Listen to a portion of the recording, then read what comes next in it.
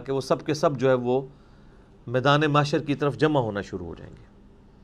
عالمت نفس ما قدمت و اخرت، ہر جان جان لے گی جو کچھ اس نے آگے اعمال بھیجے تھے یا پیچھے چھوڑ کر آیا تھا اپنے اثرات۔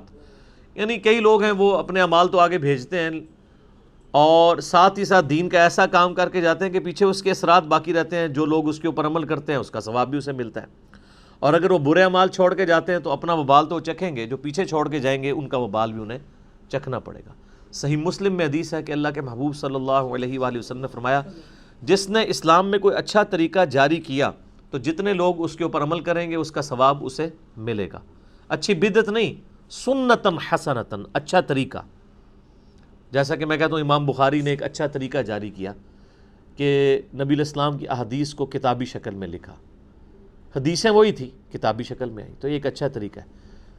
اور آج کے دور میں اس کا اچھا طریقہ ہے کہ عربی سافٹ ویئرز بنائے گئے ہیں احادیث کی کتابوں کے، قرآن حکیم کے، اینڈرائڈ ایپس بن چکی ہیں، یہ سب کے سب اسلام میں اچھے طریقے ہیں۔ پہلے لوگ گٹھلیوں کے اوپر پڑھتے تھے، تسبیح کے دانوں پہ پڑھتے تھے، اب اس کی ماڈرن فارم جو ہے وہ الیکٹرانک کاؤنٹر کی شکل میں، یہ اسلام میں ایک اچھا طریقہ ہے۔ تو جس نے اسلام میں اچھا طریقہ جاری کیا، جتنے لوگ اس پر عمل کریں گے اس کا ثواب اس کو ملے گا اور ان کے اپنے ثواب میں بھی کمی نہیں ہوگی، اور جس نے اسلام میں برا طریقہ جاری کیا تو جتنے لوگ اس پہ عمل کریں گے اس کا وبال اس پہ ہوگا اور ان کے وبال میں بھی کمی نہیں آئے گی۔ یہ حدیث صحیح مسلم میں ہے۔ اور صحیح مسلم میں ایک اور حدیث ہے کہ نبی صلی اللہ علیہ وآلہ وسلم نے فرمایا، جس شخص نے کسی کو ہدایت کی طرف رہنمائی کی تو جتنے لوگ اس راستے پہ چلیں گے اس کا ثواب اس شخص کو ملے گا۔ یعنی اس کائنات میں سب سے زیادہ نامہ اعمال میں جس کے ثواب جا رہا ہے وہ امام اعظم محمد رسول اللہ صلی اللہ علیہ وآلہ وسلم ہے، جنہوں نے پوری انسانیت کی رہنمائی کی ہے ہدایت کی طرف۔ اور جس شخص نے گمراہی کی طرف رہنمائی کی تو سب لوگوں کا وبال اس پر ہوگا اور ان کے اپنے وبال میں بھی کمی نہیں آئے گی۔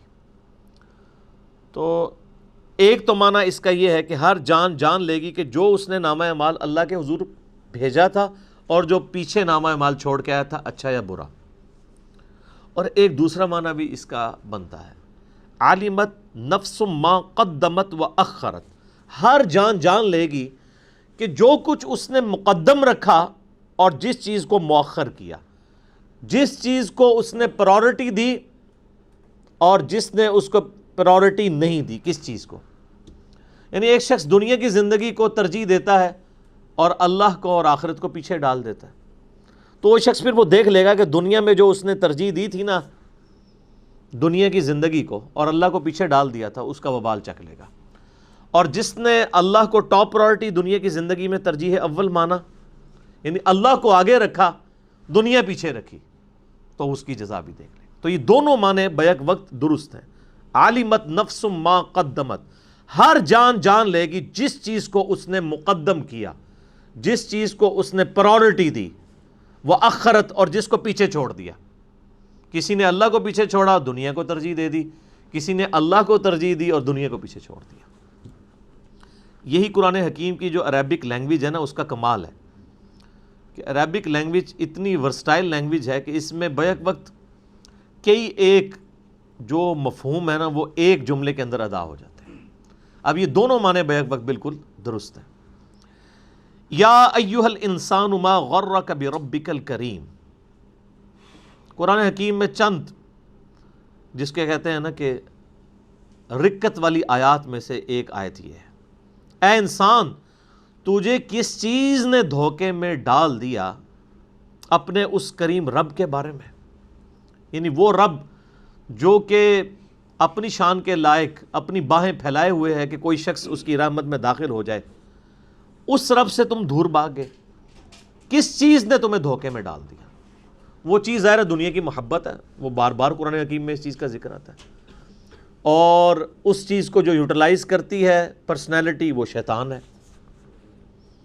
شیطان اور دنیا کی محبت یہی دو چیزیں ہیں کہ جو انسان کو اللہ سے غافل کرتی ہیں۔ نفس تو اعلی کار بنتا ہے ان چیزوں کا۔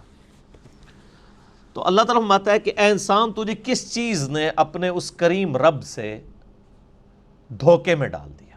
ایک معنی تو یہ ہے کہ کس چیز نے تجھے اللہ سے دور کر دیا، اور دوسرا معنی اس کا یہ ہے کہ رب کے بارے میں دھوکہ اس کے جو کرم والی صفت ہے اس صفت کے حوالے سے تجھے کس چیز نے دھوکے میں ڈال دیا. یعنی تو نے یہ سمجھا کہ اللہ تعالیٰ بڑا معاف کرنے والا ہے, بڑا کریم ہے, عفو درگزر کرنے والا ہے. اس چیز کا تو نے نیگیٹو معنی کیوں ان معنوں میں لے لیا کہ تو اللہ کا باغی ہو گیا, جس کی پریکٹیکل مثال اس وقت مسلمانوں کی اکثریت نظر آتی ہے. کچھ بھی ہیں اللہ تیرے محبوب کی امت سے. یہ دھوکے میں ڈالا ہوا ہے نا. اللہ کا جو کرم ہے, اللہ کی جو رحمت ہے, اس کے معاملے میں شیطان نے ہمیں دھوکے میں ڈال دیا. ہم نے اس چیز کا یہ معنی لے لیا کہ اب اللہ تعالیٰ کی اطاعت تو کرنی نہیں, خوب نافرمانیاں کرنی ہے, وہ تو ہے ہی کریم ہے, معاف کر دے گا. یہ معنی بھی بیک وقت اس میں درست ہے. یا ایھا الانسان ما غرک بربک الکریم, کس چیز نے تجھے اس کرم والے رب کے معاملے میں دھوکے میں ڈال دی؟ یعنی تجھ سے کوئی اللہ نے عہد لے لیا کہ تو خوب نافرمانیاں کر اور بغیر توبہ کے مر جا اور میں قیامت دن تجھے بخش دوں گا. تو نے اس کی رحمت کا ناجائز فائدہ اٹھانا شروع کر دیا. یہ معنی بھی بیک وقت اس میں درست ہے.